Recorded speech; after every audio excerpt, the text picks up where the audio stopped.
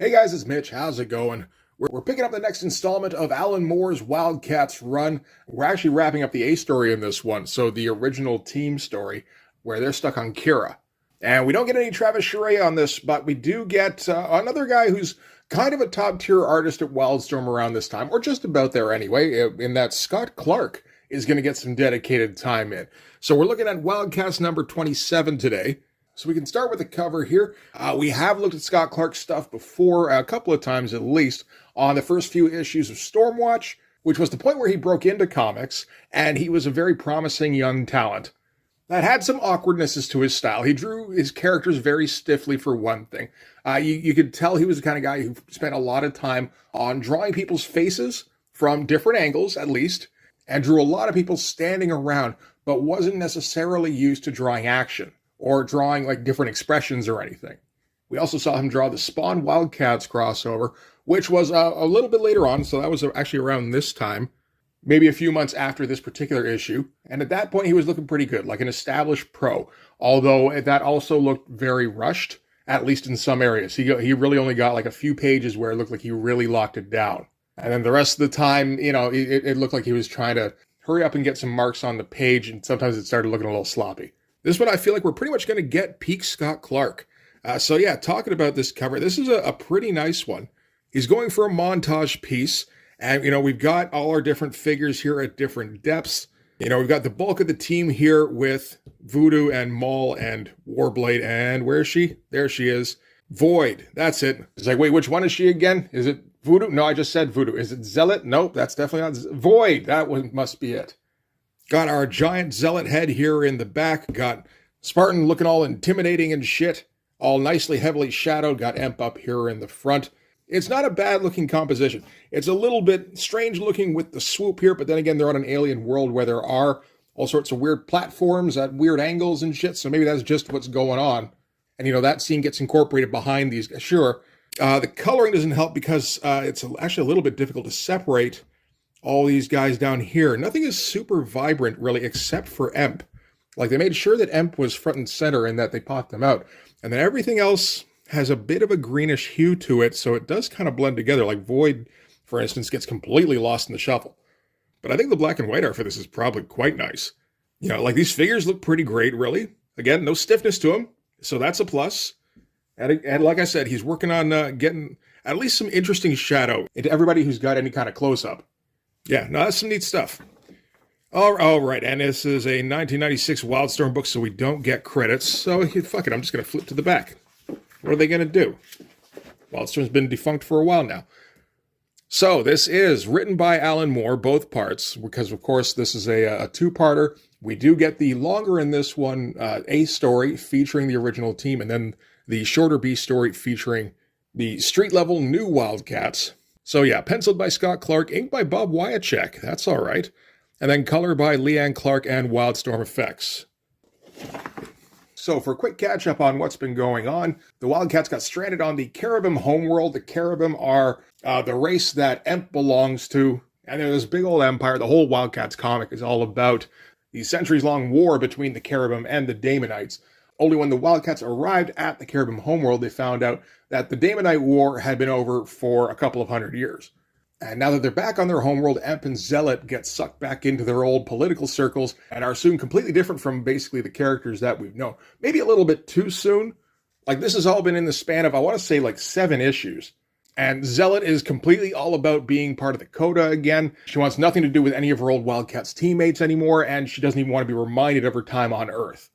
Emp, meanwhile, has had the Caribim Senate complimenting him and heaping praise on him and just kind of selling him all sorts of rosy future stuff with him as leader of the planet, essentially, or the Caribim Empire, I suppose. Or, I don't know, maybe that's something he has in his head. You get the idea.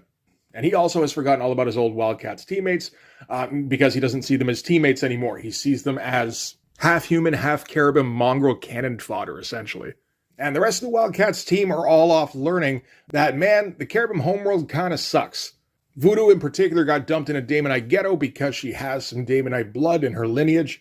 And when Spartan tried to find out what was going on with Zealot and Emp, he got ambushed by some Coda and then had some of his memory erased and then got dumped in an alley. So anyway, everything on the Caribim homeworld has been leading to this. So this is a big Senate hearing where Emp is going to be speaking for the Cherubim Lords, while Zealot is going to act as the figurehead for the Coda. And while they're not really opponents, they are political opponents, and they're always vying for control over the Senate. So we start things up, and Emp is basking in his moment. He says, "Since my return to Kira, I have been elected to the Senate as a spokesman for the Pantheon as their chosen one. Beside me stands a Spartan guard named Sextus, loaned me by Lord Herm. When Hadrian could not be found this morning, oh well, one's pretty much the same as another." So again, showing how he just doesn't give a shit about his teammates anymore. "Zealot sits beside me, though I must remember that I have to call her Zana now. She's at the Senate opening to represent the Coda. She hasn't looked at me or spoken since they seated us. I guess people change." And part of the whole deal has been how Emp has been blinded to the fact that he's turning into a giant douche, essentially. So doesn't realize that he's included amongst the people that change. Pretty good opening page here where we're doing the slow zoom out that I assume Alan Moore probably had a hand in setting the page layout for. Going pretty heavy on the shadows here. That's nice. Like I said, Scott Clark is going to focus on that a fair bit in this. So then we're going to get a wide shot of the Senate. And it seems to be like most of the population of the major city here. It says, "People change and drift apart, and only worlds like Kira stay the same."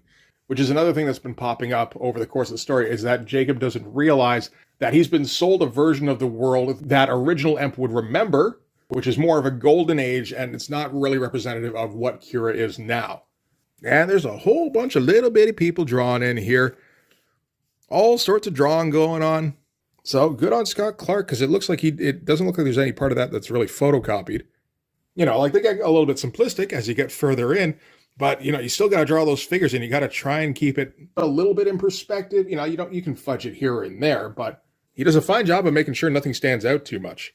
And we end with Emp vaguely wondering what's going on with the Wildcats team, whether they're doing okay. And I mean, you know, they're completely not. And they tried to tell him that, and he just wasn't hearing it. All right, so from there, we're going to cut to the rest of the Wildcats team, where Voodoo is at the Coincidental Mansion. That's where Warbladed, Maul, and Void have been staying. Alan Moore does make a point of repeating that this is the Coincidental Mansion because that's going to come up shortly. The whole deal with this place is that it has a probability field around it where weird coincidences happen. It's supposed to be all delightful and shit. So, for instance, you know, she's talking to some dude behind the desk here, and he's flipping out because their outfits are completely the same. And she's like, "Yeah, no, that's great. I don't give a shit. I'm here to see my old Wildcats buddies." That's when Void and Warblade come downstairs. She tells him that something bad's going on. Hadrian was attacked last night. Warblade isn't impressed at first.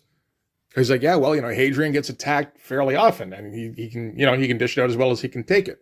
And then it looks like she's brought Spartan with her, and his head's all cracked open, and he's got like the big hole in his chest, and he's just kind of muttering, "I'll be fine, just give me a minute." And that's when she has to let them know that, part of his memory seems to be missing. All right, cutting back to the Senate. Maul's still all swept up in the proceedings. He's just kind of stoked to be involved in something like this. He hasn't seen this many people all in one place before or for one particular event. And I mean, he has kind of a starring role as well, because he's part of the whole campaign that Emp has been all swept up in. Part of the whole deal of trying to set Emp as some kind of high lord is the story that's being told about how he traveled to a distant world and he was with all of these half-breeds who helped him in the now-defunct Daemonite War. So he gets to be one of those half-breeds. And Glingo, his girl here, she's one of the native Kirans, the Titanthropes. She's less enthused about this whole thing. She hears Jacob rattling on and just goes, "Okay, this is just regular Cherubim crap. This is what they always do. They try and say, oh yeah, no, we're all in this together." Meanwhile, they don't give a shit about, you know, me and the rest of the Titanthropes. Decent functional panels here that, you know, Scott Clark is having to pour a fair bit of detail into.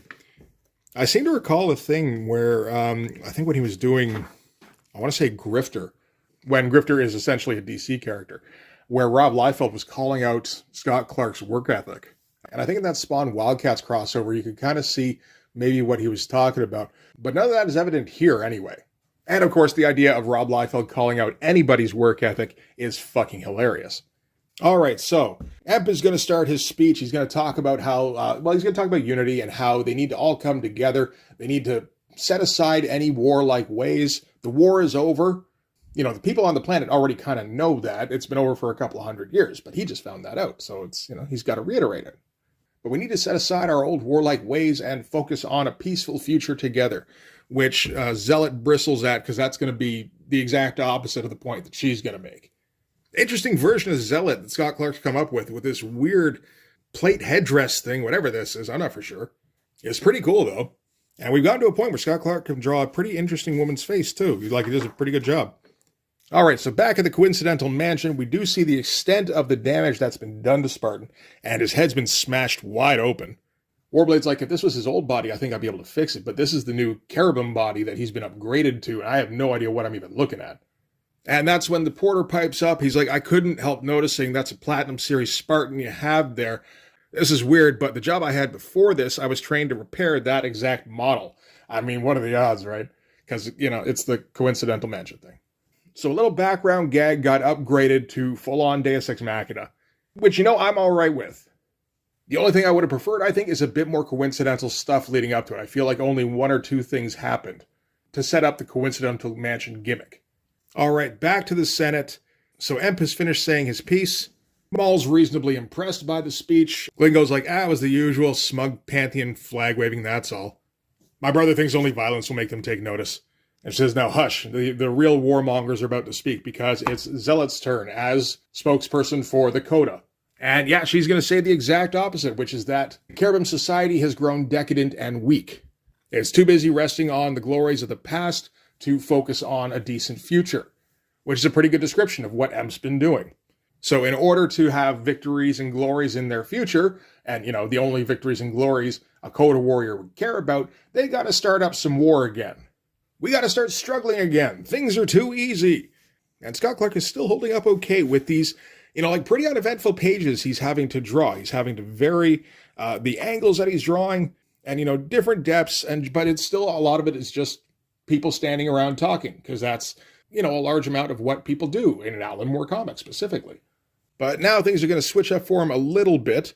As the team teleports in, Spartan is up and running, so that porter wasn't talking shit. He was able to repair Spartan okay, and now they've got the information about what happened before he got mugged.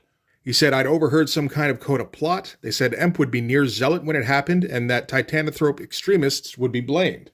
So their minds immediately jumped to a bomb, and Spartan's like, yep, probably. But they don't know where, they don't know what it is. I'm not even sure they know what a bomb would look like on Kira. The theory is sound that if a bomb was set off, say between Zealot and Emp, that would blow up the two figureheads, and if they could blame the Titanthropes, generally speaking, the Titanthropes side with the Emp-style cherubim in the Senate, and that gives them a slight majority over the Coda and their faction. If the Titanthropes get blamed for the deaths of the two figureheads, then that will completely cut them out of the political picture, and that will reduce the majority that the Senate has enough that the Coda can take over. And Voight's just kind of following the thread of the Titanthropes. She's like, okay, the big deal with Titanthropes is that they're metal workers, and they make really beautiful, artifacts. What kind of artifacts do they make? And Spartan goes, well, they craft all these special items, ritual artifacts, special armor, that kind of thing. Meanwhile, Zealot is talking about beating their plowshares back into swords. So Void makes the connection, oh shit, it's in the sword that Zealot has on her hip. The artwork getting a little bit weak just in these panels here. This stuff here is pretty fun, where he's got to do the whole team in their, getting ready for action pose. That's all right. Gets to draw a cool shot of Spartan, all heavily shadowed. Gets to do a nice close-up on Void. He spends a fair amount of time on those. Not so much these little panels here. But now Scott Clark is finally going to be let off the leash a little bit, where he can finally draw some huge, fun action stuff that he can sell on the secondary market for thousands of dollars, which is probably what he wants. So the Wildcats start working their way up to the podium. Naturally, the Coda don't want them approaching, because if they get up to the podium, they might be able to, figure out where the bomb is. So they send Coda guards after the Wildcats, leading the Wildcats to have to spring into action. Gigantic shot of Spartan here, which looks pretty fucking awesome. This is one of the best things I think I've seen Scott Clark draw. Going pretty heavy on the double lighting here, going a little heavy on the rendering. More so than he did even on, the previous page, which was still pretty heavily shadowed. Because now he's finally got, the big showcase piece. Get Maul leaping in the background, Voodoo leaping into action, Warblade hanging out in the back and practicing his new combat forms, which is Alan Moore going, man, I don't know, this guy's been doing something all this time, I'm sure. Meanwhile, Zealot's still giving her speech, and Voodoo is able to make her way to the front, and she starts yelling about how the sword she's got at her side has a bomb in it. But yeah, man, that is one hell of a double-page spread. I feel like that's in contention with some of the stuff that Travis Charest was putting out just before this. In Wildcats, anyway. Not like, all-time Travis Charest pieces or anything, but in the pages of Wildcats, I think that stands up. And Zealot is still a little bit miffed about the punch-up that she and Voodoo got into a little while back, so she calls her a spiteful little slut. Voodoo responds by yelling, "They haven't been grooming you for leadership, they've been grooming you for martyrdom. Check the programs on your sword," because it's like an AI sword where it has its own personality that's been programmed into it. That was set up again just before the duel between Zealot and Voodoo. So she grabs her sword, and she's like, "Caradoc," because that's the sword's name. "Tell her that she's lying." And the sword's like, "Sorry, I can't do that, but I've really enjoyed being under your service. Meanwhile, I am about to explode in about 12 seconds, 11, 10, just FYI. And that's when Glingo appears and gets, supersized, because that's something all Titanthropes can do. They can all do the size-changing thing that Maul does. It just seems like the females can retain their intelligence, while males maybe not so much. So Zealot can't throw the sword because it'll just explode in midair and still probably injure or kill all sorts of cherubim. So Glingo slaps down Zealot, grabs the sword, and towers over everybody, grows, I assume, to her maximum size, where the sword explodes in her hands and kills her, because she's willing to die for Kira. And we get a big old no panel from Maul. Pretty good pages here. Stretching that mouth super wide, getting a nice big flex in on this one. All sorts of striation. Good shit. And that's kind of the end of the conflict, really, because that's what everything's been leading up to. Zealot realizes that the Coda have just been using her to make a political point, and that they were absolutely willing to sacrifice her in order to do that. And she can't believe the Coda would do this to her. And her sisters are like, "No, it wasn't done to you. This was done for the Coda." And she's like, "Well, then fuck the Coda. I'm out." Meanwhile, Emp is nearby, and he's speaking with the other Caribbean senators, who are going, "Man, this is about as good a stroke of luck as we could have hoped for. The Coda have been completely undermined. We can do a whole platform on that little troglodyte girl who saved our asses, and that'll just send your campaign to the moon."